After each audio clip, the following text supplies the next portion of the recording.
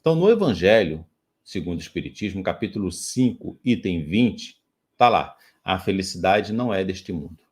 Tá? De François Nicolas Madeleine, é um cardeal, Morlon, Paris, 1863. Está no livro, está no Evangelho. Né? Seguindo. Com efeito, nem a fortuna, nem o poder, nem mesmo a juventude em flor são condições essenciais da felicidade. Digo mais, nem mesmo a reunião dessas três condições, tão cobiçadas, pois que ouvimos constantemente, no seio das classes privilegiadas, pessoas de todas as idades lamentarem amargamente a sua condição de existência. Então, nem fortuna, nem poder e nem a juventude, né, representa de fato a felicidade. O que nós podemos ter são momentos de alegria, ou seja, uma felicidade relativa. E é claro, quanto mais você se afasta de Deus, mais infeliz você é, né? Quanto mais você se aproxima de Deus, melhora a sua conduta, melhora seu comportamento, melhora seus pensamentos, mais feliz é aqui na Terra. É claro, é uma felicidade relativa, mas ainda assim é melhor do que se afastar de Deus e aí descambar de vez, tá? Então, aquilo que consiste a felicidade terrena é de tal maneira efêmera para quem não se guiar, desculpa, pela sabedoria, que por um ano, um mês ou uma semana de completa satisfação, todo o resto da existência se passa numa sequência de amarguras e decepções. Por isso que a felicidade aqui na Terra ela é efêmera, ela é passageira, ela não acompanha, né, a imortalidade da alma. Lembre-se, eu acho que essa é a grande confusão. A gente esquece que nós somos espíritos e somos imortais. Estamos no processo de evolução. Tá? Então, a felicidade não é deste mundo. Nós estamos no planeta fazendo um curso, né? Como se estivéssemos, de fato, num outro país fazendo um curso. E que nós vamos voltar para a nossa casa, né? A verdadeira pátria, a pátria espiritual. Perfeito? Então, seguindo aqui o Evangelho, consequentemente, se a morada terrena se destina a provas e expiações, é forçoso admitir que existem além moradas mais favorecidas, em que o espírito do homem, ainda prisioneiro de um corpo material, desfruta em sua plenitude as alegrias inerentes à vida humana. Então, as nossas alegrias, elas estão circunscritas, né, a cinco sentidos, aos nossos cinco sentidos. E mesmo assim, ela é efêmera, ela é passageira, ela é relativa. Continuando, foi por isso que Deus semeou no vosso turbilhão esses belos planetas superiores, para os quais os vossos esforços e as vossas tendências vos farão um dia gravitar, quando estiverdes suficientemente purificado e aperfeiçoado. Então, como disse Jesus, né, na casa do meu pai existem várias moradas. À medida que a gente consegue passar de um estágio para o outro, a gente vai então continuar o nosso curso em outro planeta, em outra escola. Tá? Nós estamos numa escola, à medida que a gente conseguir grau, né, conseguir aprovação, superar nossas mazelas decorrentes de nosso processo da evolução, né, aí a gente então passa para outro nível, outra escola, para continuar nossa jornada à lei do progresso. Perfeito? Seguindo. Na questão 920, Livro dos Espíritos, está lá: o homem pode gozar na Terra uma felicidade completa? Resposta dos Espíritos: não, pois a vida lhe foi dada como prova ou expiação. Mas dele depende abrandar os seus males e ser tão feliz quanto se pode ser na Terra. Tá? Então dá para abrandar nossos males? Com certeza. Nos aproximando de Deus, a gente consegue reduzir esses males, a gente consegue nos purificar e se aproximar, né, o máximo que a gente consegue de uma felicidade relativa. Tá bom? Na questão 921, Livro dos Espíritos, nós temos: concebe-se que o homem seja feliz na Terra quando a humanidade estiver transformada. Mas enquanto isso não se verifica, pode cada um gozar de uma felicidade relativa? Então os espíritos vão responder: o homem é, na maioria das vezes, o artífice de sua própria infelicidade. Tá? Então, nós, ao usar o livre-arbítrio, né, de maneira inadequada, né, Como disse Paulo, né? Tudo posso, mas nem tudo me convém. Paulo de Tarso, né, tem essa máxima: tudo eu posso, mas nem tudo te convém. Perfeito? Então, é claro que à medida que você toma as atitudes inadequadas, né, equívocos, você se afasta de Deus e aí você começa a ter momentos de infelicidade, tá? Praticando a lei de Deus, ele pode poupar-se a muitos males e gozar de uma felicidade tão grande quanto comporta a sua existência no plano grosseiro. Tá? Então, a nossa felicidade é relativa e vai de acordo ainda com a prática do bem, do amor, da caridade, com a aproximação de Deus. Né? Amar a Deus sobre todas as coisas e ao próximo como a ti mesmo. Tá? Seguindo. Na questão 922, no Livro dos Espíritos, nós temos outra pergunta. A felicidade terrena é relativa à posição de cada um. O que é suficiente para a felicidade de um faz a desgraça de outro. Há, entretanto, uma medida comum de felicidade para todos os homens? E aí os espíritos respondem: perfeito. Para a vida material, a posse do necessário. Para a vida moral, a consciência pura e a fé no futuro, ou seja, a fé na imortalidade. Então, vamos refletir um pouco sobre isso. Para a vida material, a posse do necessário. Meus irmãos, quando você tem excesso, né, isso é um peso na sua evolução espiritual. Né? Você vê o Bezerra de Menezes, né, o médico do povo, quando ele desencarnou, ele teve que contar com a ajuda, com a vaquinha de amigos e parentes, né, para poder fazer o enterro dele. Então, assim, é uma pessoa que não carregava excesso, porque ninguém leva o excesso. Então, preste atenção nos excessos que você carrega. Os excessos, na realidade, são pesos que você está carregando, tá? Então, evitar o excesso. Então, para a vida material, a posse do necessário, tá? Para que ter 3 carros, 2 carros, se um resolve? Perfeito? Por aí vai. Então, para a vida moral, a consciência pura é a fé no futuro. Fé no futuro é fé na imortalidade da alma, imortalidade do espírito. Ok? Seguindo.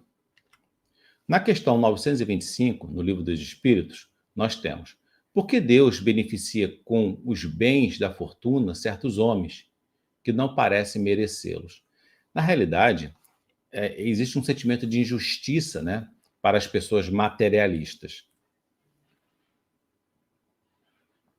Sentimento de injustiça no sentido de que, poxa, como é que uns têm dinheiro, né, têm fama, né, têm beleza, né, e outros não têm dinheiro, não têm fama, é feio, não é isso? Então, assim, por que Deus beneficia alguns com certas virtudes, né, digamos assim? Não seria virtude, mas seria características, melhor dizendo, e outros nem tanto. O que acontece? Aí os espíritos respondem: esse é um favor aos olhos daqueles que não enxergam além do presente. Mas sabei-o, a fortuna é uma prova geralmente mais perigosa que a miséria. Meus irmãos, Jesus já falava: é mais fácil passar um camelo por um buraco de uma agulha do que um rico entrar no reino dos céus. O que isso quer dizer? Que é muito fácil uma pessoa se perder ao ter dinheiro, porque ela fica vislumbrada com aquele dinheiro, com aquela riqueza. É muito fácil uma pessoa se perder ao ser bonita. Por quê? Porque a beleza dela, todo mundo o tempo todo elogiando, a vaidade que isso aflora, é muito fácil a pessoa se perder. Entenda? Esses benefícios que a pessoa vem quando encarnado é uma prova. Funciona mais como prova do que outra coisa. Será que a pessoa consegue passar por essa prova sem se envaidecer? Sem ficar orgulhosa? Sem ficar egoísta? Quando Deus proporciona que você tenha riqueza, lhe permite que você faça dinheiro, tenha riqueza, ele quer testar você no seu grau de caridade.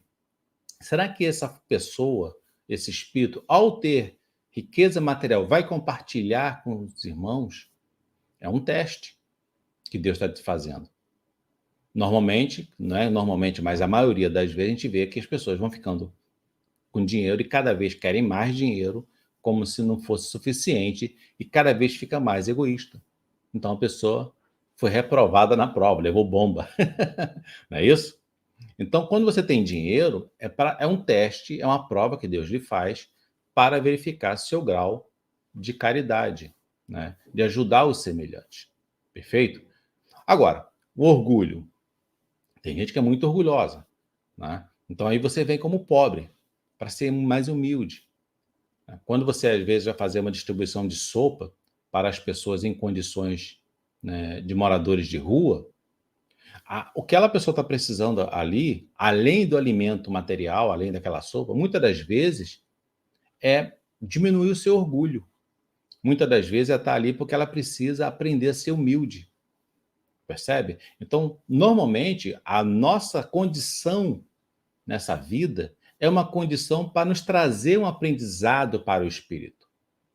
Não é uma benesses, como alguns entendam. Tá? Deus não dá o que a gente deseja, ele dá o que a gente precisa. É diferente. Deus nos fornece o que a gente precisa. Tá? E cuidado com os desejos. Como o mal ataca você? Você sabe? Como é que você é atacado pelos espíritos densos, sombrios? É exatamente no desejo. Se você deseja ganhar dinheiro, cobiça, é exatamente ali que você abriu a porta para os espíritos trevosos. Cuidado com o desejo. Cuidado com o que você deseja. O desejo vem do ego. O desejo te torna suscetível ao ataque espiritual. Tá? Cuidado com o desejo. Cuidado com aquilo que você deseja. Tá? Então, seguindo aqui, eu vou fazer uma live sobre isso para explicar melhor essa questão do desejo. A gente deve pedir a Deus força, paciência, resignação para suportar aquela prova, para passar por aquilo, porque o espírito precisa aprender aquela lição. Tá? Então, Deus não vai te dar condições materiais. Me livra dessa dificuldade. Por quê? Se você precisa exatamente aprender a ser humilde, é a dificuldade que vai lhe ensinar isso, a ser humilde. Percebe? Não é o que você deseja, é o que você precisa aprender. Perfeito? Vou fazer uma live somente sobre isso em algum momento para a gente poder discutir esse assunto, tá bom? Continuando. Trecho do livro Terapia da Paz, do capítulo Luta Interior, de Donizete Pinheiro. Vamos lá. Se estamos na fartura, é para aprendermos a ser caridosos. Acabei de falar isso, né? Amanhã poderemos estar na pobreza para aprendermos a humildade. Hoje temos saúde para trabalhar e estudar. Amanhã poderemos estar doentes para desenvolver paciência e a resignação. Meus irmãos, somos espíritos. Estamos em outro país, fazendo um curso. Em algum momento a gente volta para a nossa pátria espiritual. Tudo aqui é aprendizado. Tudo aqui a gente está aqui para estudar, aprender e servir. Percebe? Então, se você está na pobreza, você precisa aprender a ser humilde. Teu espírito vem com uma arrogância e que precisa aprender, passar por aquilo para aprender a ser humilde. E olha que muita gente, mesmo na pobreza, mantém essa arrogância. Está ali, no orgulho, firme e forte, na arrogância, não dobra por nada, né? Porque nem a pobreza, às vezes, nem as dificuldades, não é só a pobreza, as dificuldades faz com que a pessoa ceda ao orgulho, né? Que ela se livre daquele orgulho, daquela arrogância. Ela continua ali, arrogante, orgulhosa, né? Então, precisa de várias encarnações, de várias existências para aprender essa lição, tá? Seguindo. A nossa fartura ou nosso conhecimento deve ser utilizado para o bem de todos, inclusive nosso. Já falamos aqui, né? Primeiro você coloca a máscara de oxigênio em você, depois você ajuda as pessoas. Como é que você vai ajudar as outras pessoas se você mesmo não está sendo ajudado? Tá? Tudo foi dado por Deus para o nosso aprendizado. Não cai uma folha de uma árvore se Deus assim não permitir. Tá? Seguindo então. Em Mateus capítulo 6, versículo 19 a 21, tá lá.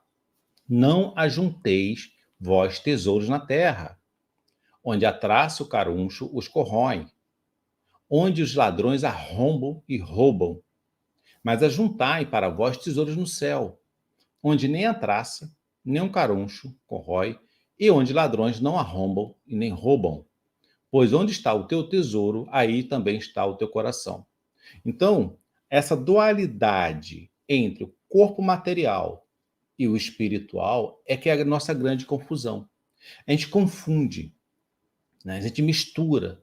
Existe um corpo material, né, que tem seus instintos, suas necessidades, e existe um espírito que precisa aprender algumas lições de humildade, de não ser vaidoso, de não ser egoísta.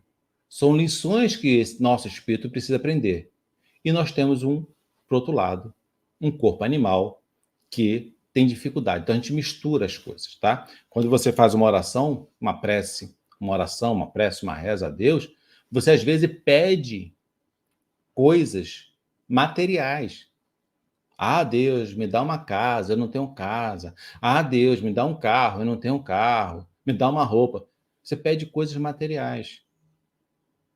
Você tem que pedir assuntos, itens, para você fortalecer o seu espírito. Porque quando você tiver com o espírito fortalecido, uma compreensão, com amor, com caridade, as coisas materiais vêm automaticamente. Tá? É claro, tem que saber usar também, senão você tem problemas, tá bom? Seguindo. No livro O Céu e o Inferno, a Justiça Divina segundo o Espiritismo, de Allan Kardec, né, nós temos: serei na vida futura aquilo que eu próprio houver feito de mim nesta vida, do que nela puder adquirir de qualidades morais e intelectuais. Nada perderei, porque será outro tanto de ganho para o meu adiantamento.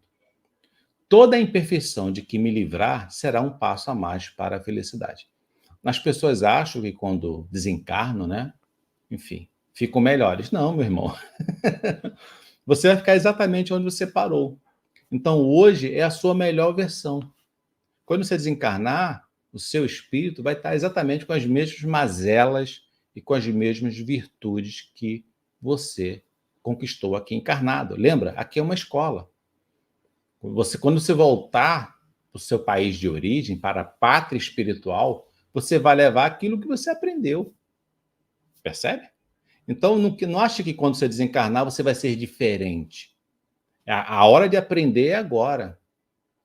Né? As necessidades do espírito precisam sobrepor as necessidades da matéria. Este é o momento é agora. Né? Só se for agora. Não é isso? Não deixa para depois o bem que você pode fazer hoje. Não deixa para depois o aprendizado que você pode ter hoje. Tá bom? Não deixa para depois. Seguindo. A minha felicidade ou infelicidade depende da utilidade ou inutilidade da presente existência. Tá? Então, aonde você parar vai ser seu estágio de evolução espiritual. Então, você tem essa encarnação, né, mais uma encarnação, exatamente para você dar continuidade no seu trabalho de reforma íntima, de se aproximar de Deus, de se aproximar do divino. Tá? Nós nos afastamos do Pai. Nós somos filhos pródigos do universo. Tá? Então a gente está voltando para a casa do Pai e a gente precisa se livrar dos escombros, né, das sombras que estão no nosso inconsciente profundo, conforme diz a Joana de Ângeles. Tá bom? No livro Páginas Edificantes do Espírito Miramês, vamos lá. Esclarece o seguinte: imaginar que a felicidade é algo que se possui é gerar insegurança e decepção, pois a qualquer instante ela poderá escapar. Tá? Então, nós vivemos no nosso plano terrestre a condição da transitoriedade das coisas. E tudo é transitório, nada nos pertence. A única coisa que é infinito é a nossa alma, né? Que é imortal, nosso espírito. Tá? Tudo restante. Então, teu pai não te pertence, sua mãe não te pertence, seu filho não te pertence, a casa não te... Ah, eu tenho uma casa, pode pegar fogo. Tem um carro, pode ser roubado. Tem um eletrodoméstico, pode ser quebrado. Tudo tem seu tempo de validade, inclusive o nosso corpo. Nada nos pertence. Nós somos espíritos, estamos aqui usufruindo das coisas que não são proporcionadas, usufruindo, nos utilizando das companhias, das amizades, mas nada nos pertence. Quando você tiver esse entendimento, você vai deixar de ser egoísta, achando que tudo te pertence, o pai te pertence, a mãe te pertence, o filho te pertence, o irmão te pertence. Percebe? Achando que você é o centro do universo. É a última bolacha do pacote. Não, meu irmão, não é. Tudo aqui está no contexto para o aprendizado do espírito. Não é para o benefício da matéria. Percebe? Não é para o benefício desse corpo, do Rivaldo que vos fala, e sim para o meu aprendizado na condição do espírito. O que meu espírito precisa aprender? E em função disso que Deus coloca em nossas vidas pessoas complicadas, né?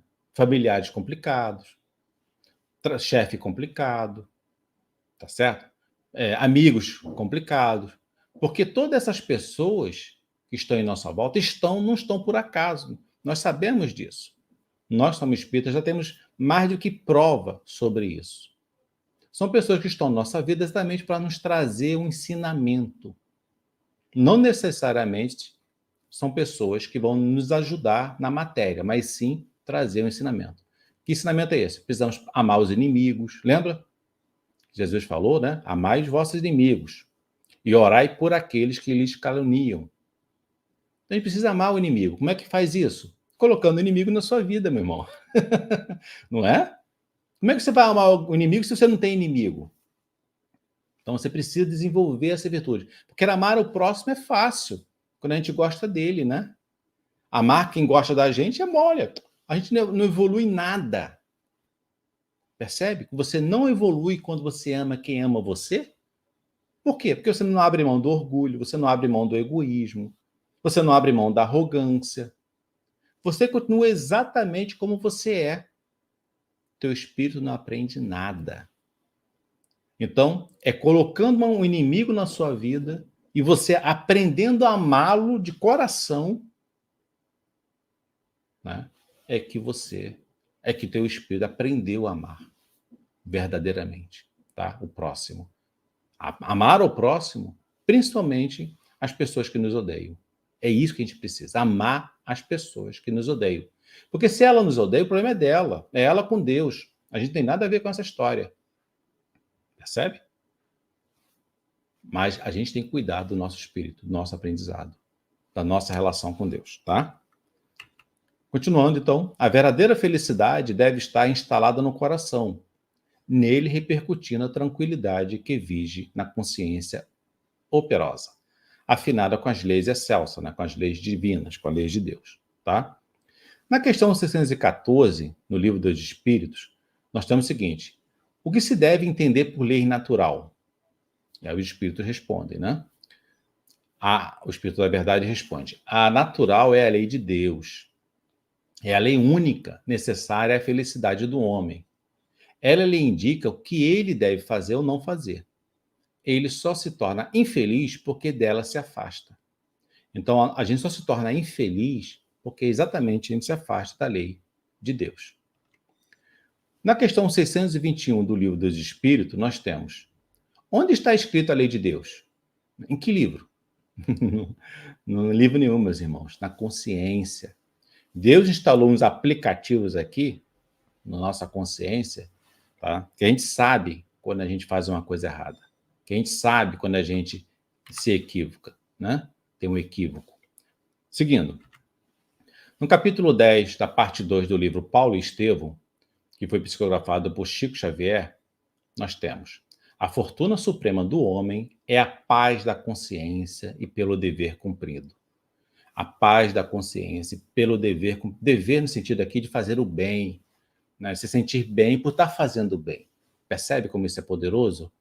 Se sente bem por estar praticando o bem, tá? No livro Sinal Verde, de André Luiz, né, o espírito André Luiz, que foi psicografado por Francisco Cândido Xavier, nós temos: a felicidade pode exibir-se, pode passear, falar, comunicar-se na vida externa, mas reside exatamente no endereço da nossa consciência tranquila, tá bom? Essa é a mensagem de André Luiz. No Evangelho, capítulo 9, item 13, nós temos fé e caridade, pelo Espírito protetor. Então tá lá, item 13. Tendes razão, entretanto, ao afirmar que a felicidade está reservada ao homem neste mundo, se a procurardes antes na prática do bem do que nos prazeres materiais. É claro, meus irmãos, somos espíritos. Nós estamos fazendo um curso no país distante, chamado Terra, planeta Terra. Então, né, a felicidade vai acompanhar-nos a partir do momento que a gente pratica o amor, a caridade. Lembra do slogan do Espiritismo? Fora da caridade não há salvação. Caridade aí, em várias Bíblias, né, significa amor ao próximo.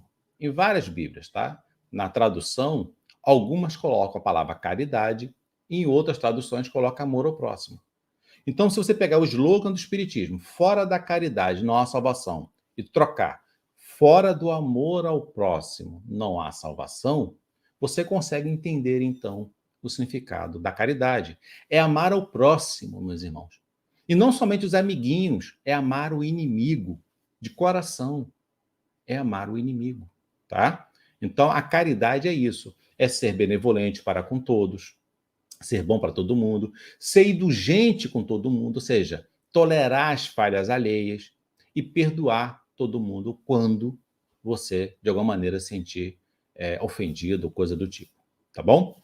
Seguindo, então, no livro Evolução em Dois Mundos, né, pelo espírito André Luiz, capítulo 20, nós temos mais um pouco d'água. O Mestre Jesus ensina que a felicidade não pode nascer das posses efêmeras que se transferem de mão em mão, e sim da caridade e do entendimento, da modéstia e do trabalho, da tolerância e do perdão. Tá? Então essa é a mensagem de André Luiz.